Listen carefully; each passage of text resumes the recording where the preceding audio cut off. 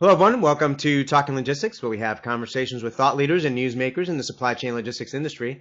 It's my great pleasure to welcome today's program Keith Richard, who's VP of Operations Transportation Management at Transplace.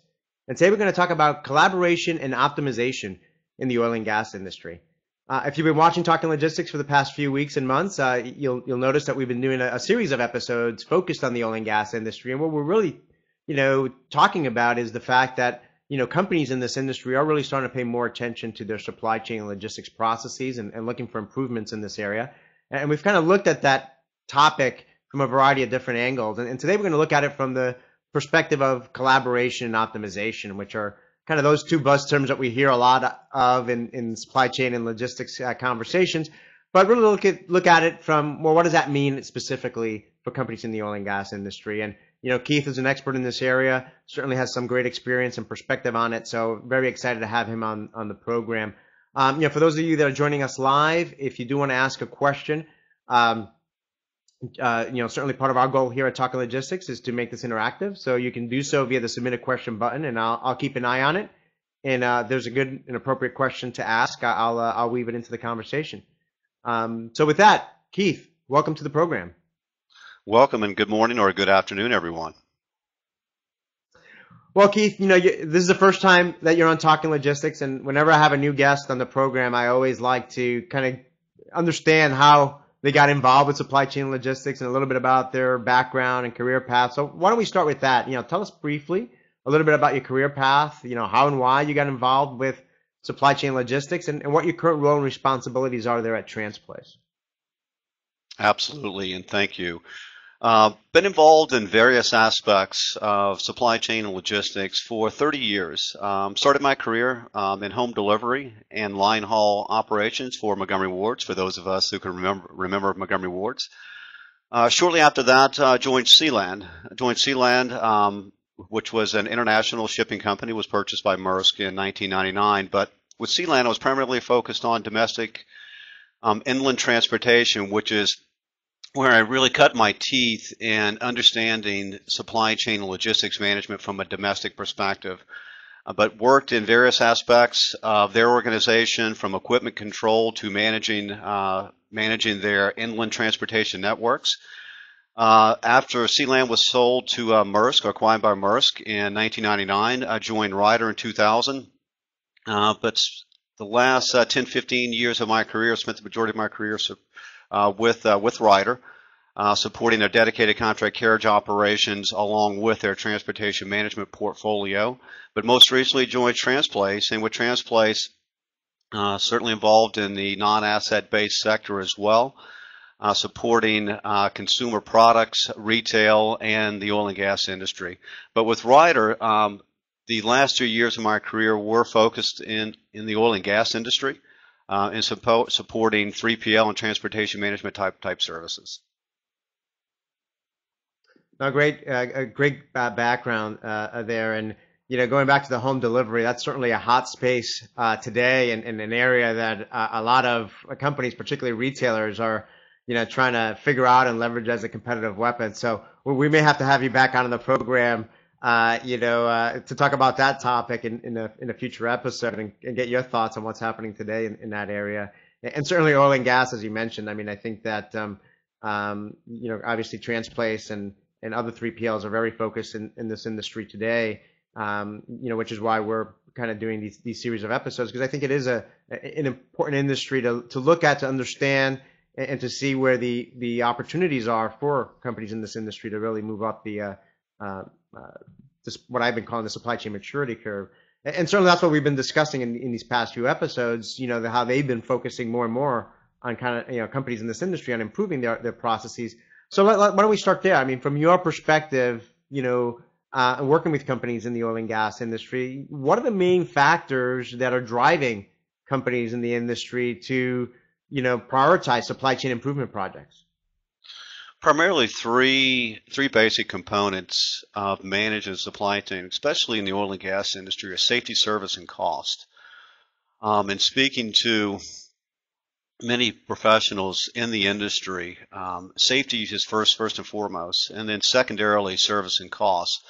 But from a safety component, it's mitigating risk using logistics processes and procedures to drive a sustainable model in a very volatile industry. Because as we know, we're going through one of the valleys in the industry, but there's certainly going to be another peak. So as the industry goes through its peaks and valleys, it's utilizing logistics competencies and being able to adapt and adjust and sustain themselves through those peaks and valleys. But primarily, it's risk mitigation. So when you talk about oil and gas, in terms of logistics, it's working with companies to enable them to do what's required to help drive safety, because safety is such a big part of the industry in every aspect, from construction, drilling, completions to the production phase. So developing logistics competencies helps them sustain those processes that will enable them to be successful.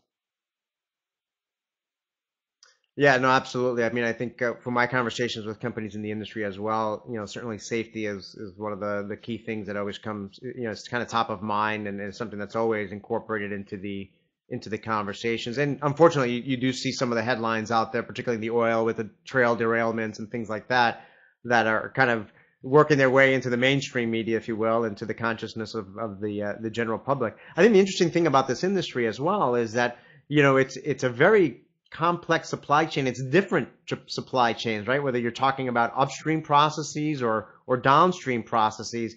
I mean, in your conversations, are there equal factors that are driving, companies in this industry to focus on? Are there more opportunities, let's say, in the upstream side of the process or downstream, or are they just, equally, challenging, for companies in the industry? They're equally challenging in a sense that upstream is more of an immature logistics area of opportunity, whereas upstream is more of a retail structure, because you're delivering product and finished goods from a final mile perspective. So a lot of the oil and gas companies are highly decentralized, in a sense that the upstream operations are separated from downstream. So as a result, downstream has, I think, created, or they're more mature in their logistics competencies, because they have pulled in what's considered some of the practices from other retailers, whereas upstream is somewhat untapped. And just 1 second, I lost my screen.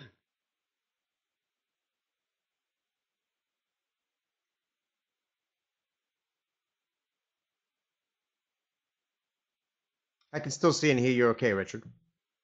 Okay. So yeah, I think they're equally as important, but just much more mature on the downstream side than the upstream side. Yeah, it was interesting. I saw an article in the Wall Street Journal, I think it was yesterday or earlier this week, that was talking about how a lot of refiners are actually taking more control of the upstream supply chain, in the sense that they're investing in assets and trucks to deliver straight from the wells, straight to the refineries, bypassing the pipelines, because of the blending that takes place in the pipelines and what impact that has on yields and things like that. And so I thought it was interesting, even from a transportation standpoint, some of the investments that we're making, just to kind of rethink their supply chains in terms of truck versus pipeline, and what effect that's having on the refinery operations, which I thought was interesting. Again, that has ripple effects, implications for logistics service providers, for trucking companies, so on and so forth, that service that industry. Yeah, again, talking about volatility in price from a midstream perspective of getting product to market is extremely important. So the industry certainly wants to take advantage of the price when they can get it at the right time. So when you talk in terms of midstream, whether it's pipeline or truck, if they see an opportunity to get product to market and get product to the refineries much quicker by using truck versus the pipeline, they're going to do that to take advantage of the price. Yeah, no, it's fascinating, and again, compared to other industries, I'm much more familiar with, let's say, CPG or retail, but it's interesting to see, we talk about how dynamic the retail industry is and fast changing, but the reality is that some of those same dynamics, are occurring in the oil and gas industries or other industries that we might think of having slower clock speeds, if you will, than high tech or retail. So let's talk now about, the collaboration and optimization, right? Which is kind of the lens that we wanted to kind of dive a little bit deeper on. So you can make the argument that the path to improvement requires increased communication, collaboration. But what do those buzzwords mean, for companies in the oil and gas industry?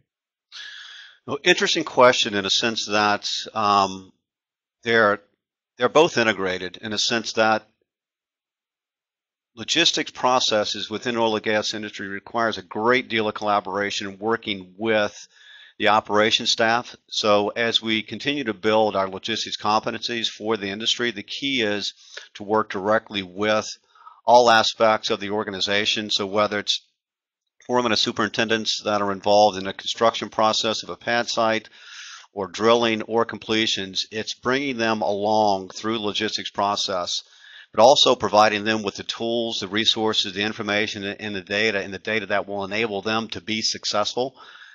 Because let's face it, things happen during the drilling process, during the production process, and when those things happen, it's important that they have the tools and the mechanisms that would allow them to be successful in their operations. So their decisions sometimes are very, very last minute. That requires them to call a trucking company to expedite something to a drill site or to a well site. So as a result, it's important for us to collaborate with them and providing them what they need to be successful for something that they may consider as non-value added. Non-value added because transportation logistics has always been somewhat of an afterthought for oil and gas. So it's collaborating with them, providing them with the tools that eventually will enable us as logistics professionals to use that data, use that information for optimization, and provide them with the information that they may be able to take advantage of through vendor consolidation or shipment consolidation. No, great points. I mean, when I think about collaboration and communication, right, that really I think both go hand in hand. It really addresses the reality in supply chain management, regardless of what industry you're talking about, and it's the fact that things don't always go according to plan, right? And when the exceptions occur, it's humans, it's people that have to get involved to resolve those exceptions. And the more efficient and effectively you can communicate and collaborate to figure out, how to resolve an exception, the more successful you're going to be. So, obviously, I think that plays a role, here as well. And you touched upon it a little bit, but kind of diving in a little bit deeper on collaboration. I mean, who are all the stakeholders involved in the process? Obviously, as a logistics service provider, you want to be part. You need to be part of that collaborative process, and you need to be one of the stakeholders. But in the whole ecosystem, in your experience in working with these companies, I mean, who are the stakeholders involved, and what are some of the steps that they can take to work more effectively together? It's the superintendent, the foreman, the clerks that are out in the field making it happen every single day. Because let's face it, the oil and gas industry is a 24-hour day, 7-day-a-week operation. So it's the guys out on the pad sites, out on the well sites, making it happen every day. And it's going out and working with them and understanding what their pain points are. And again, not to be repetitive, but it's helping them with information, with data, by providing them the tools such as a routing guide and the right carriers. Going back to the original conversation that you and I were having related to safety, it's providing them with the safest carriers and the carriers that provide them with the best service as well, because currently everything is somewhat of an afterthought. It is very reactive. So we're trying to build somewhat of a model or a proactive component that will allow them to do the things that they do more successfully. So it's really going out, sitting down with them, talking to them, understanding their pain points, understanding their issues, and then giving them opportunities or solutions that could help them improve their operation. Now, kind of having that frontline input, that frontline relationships, if you will, obviously very, very critical. What about further up the chain, if you will. When you're talking getting away from, moving beyond, let's say, operational or tactical types of decisions or support, but now dealing more with taking perhaps a longer view strategy. Who's involved in that process, and how do you work with, folks and individuals and companies at a more strategic level in terms of thinking a little bit perhaps more broader and more longer term around their transportation and logistics strategy? No, very good question, because it is the proverbial pyramid where you have an operational, tactical, and strategic component to the business. And with oil and gas, again, what we found is the first is you have to crawl before you walk, before you run. So it's building the core competencies for the industry by focusing on the operational and tactical aspects of it. But at the end of the day, and to your point, and then evaluating strategic opportunity to drive costs out of the supply chain through planning. Because just as you mentioned a little bit earlier, and with construction, there's a build of materials. There's a build of materials for the construction industry, and there's a build of materials for oil and gas as well. So typically, the oil and gas industry has a drilling schedule that's planned 6 months or 1 year in advance. So within that schedule, for the most part, the industry understands where they're going to drill and when they're going to drill.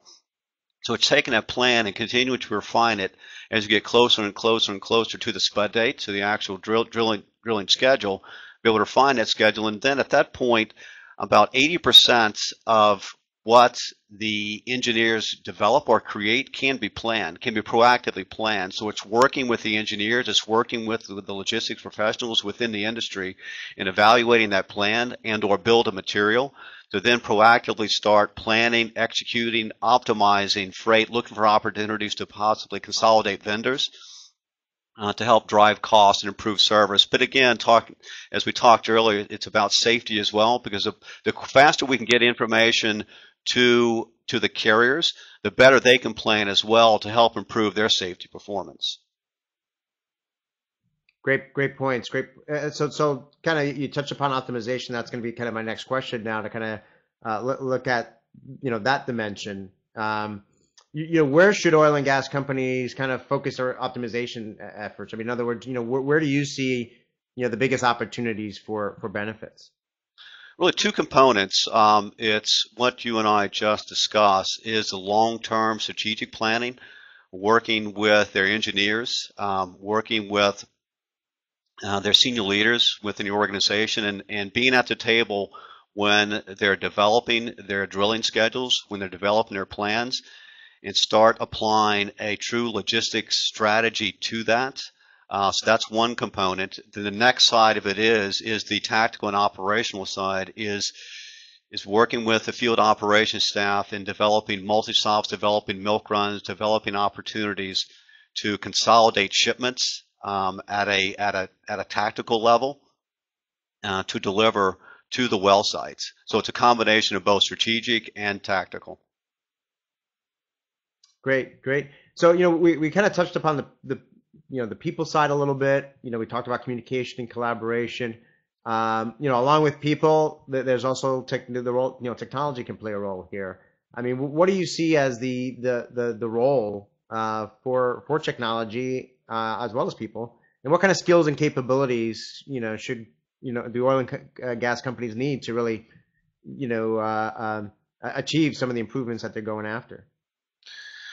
Skills and capabilities are really the willingness to change and adapt technology as a part of their transportation or logistics model, because companies that have participated or entered into this industry have considerable capabilities in providing the industry with the ability to be able to plan a shipment or plan a load, along with electronically communicating that information to a carrier, and then electronically tracking that same information to ensure that the shipments are delivered on time. But in addition, not only delivered on time, but they're delivered at the cost that was contracted by those carriers as well. So we're transitioning from a very manual environment to an electronic environment, and the value of that is really endless in being able to provide data, being able to provide information that will ultimately be able to be used for strategic type evaluation, for network analysis, again, vendor consolidation, those type of things, because ultimately the end state is being able to plan for every well by using data, using information to help drive a plan, a logistics plan for the industry.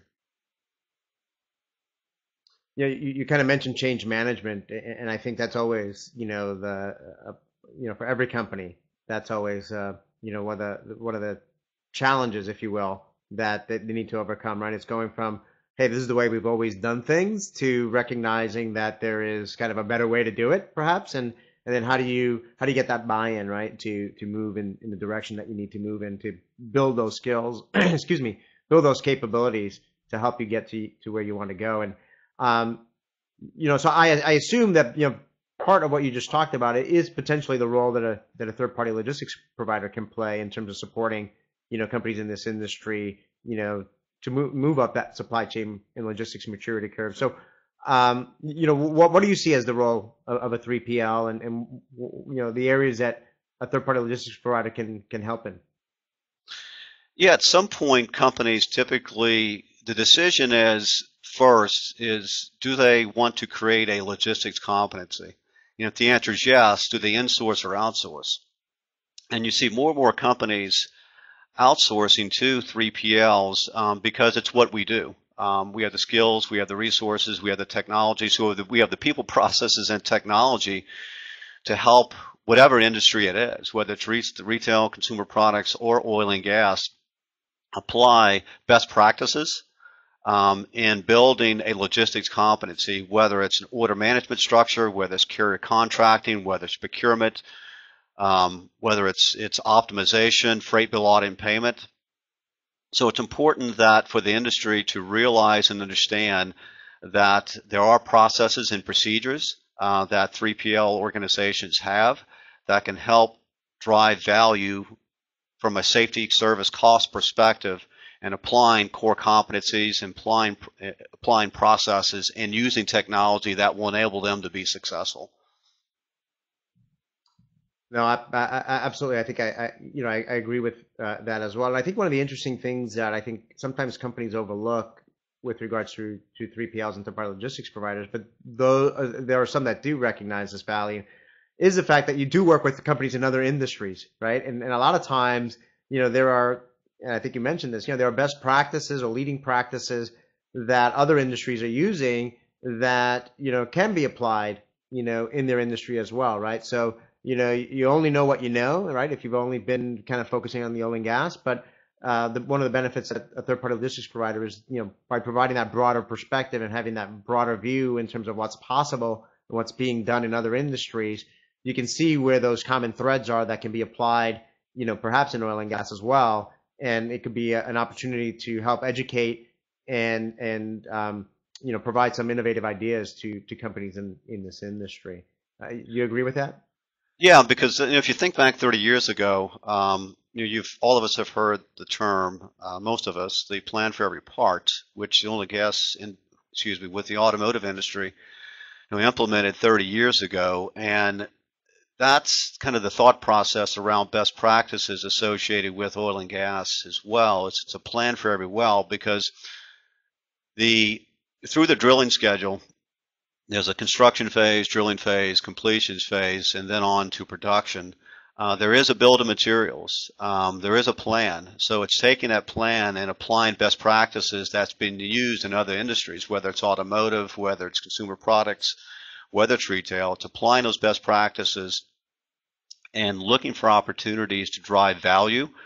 And value is just not cost, it's service, and again, it's safety, as we've talked earlier. So yeah, there are so many best practices that can be used from a planning component to just the core competencies that we discussed earlier, which is simply being able to track information electronically and use that to evaluate opportunities to improve service and cost. Great example. Thank you. Keith, we're kind of running short on time here, so I'm just going to go to my last question here as kind of a way to wrap up.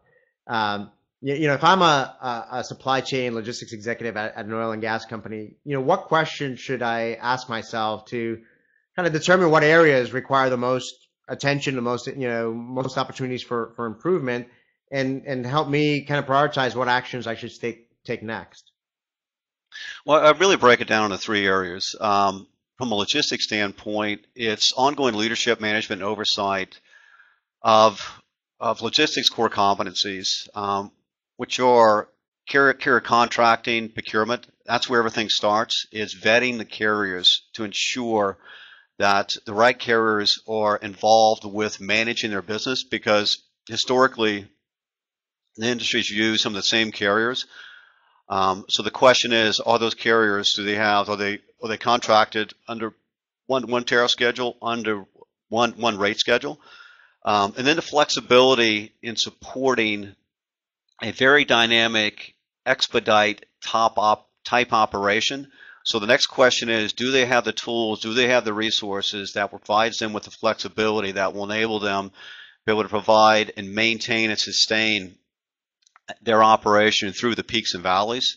And the third, and absolutely the most important, is compliance and control. Compliance and control in managing safety, service, and costs, and using state-of-the-art business intelligence tools and thought leadership to help them be successful. So if they can ask themselves, do they have a logistics competency that provides ongoing leadership, management, oversight, flexibility, and a very dynamic environment, and then a process or processes that assist them and support them in maintaining compliance and control. Great framework there, and food for thought, Keith. I think those are spot on. And with that, like I always say at the end of every episode, we always manage to scratch the surface on these topics, but you certainly provided some great perspectives and ideas and thoughts, particularly around the focus of the conversation, which was around collaboration in optimization. I'm sure we're going to have many more conversations in the months and years ahead around what's happening in the oil and gas industry. So I'm sure that we'll have the opportunity to speak again down the road. But Keith, again, thank you for making the time and being with us today. Thank you very much as well.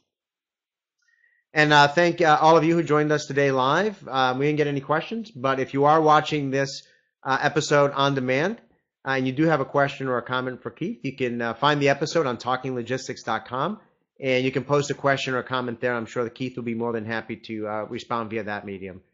So with that, thank you very much, and look forward to seeing you in a future episode of Talking Logistics. Have a great day. Thank you.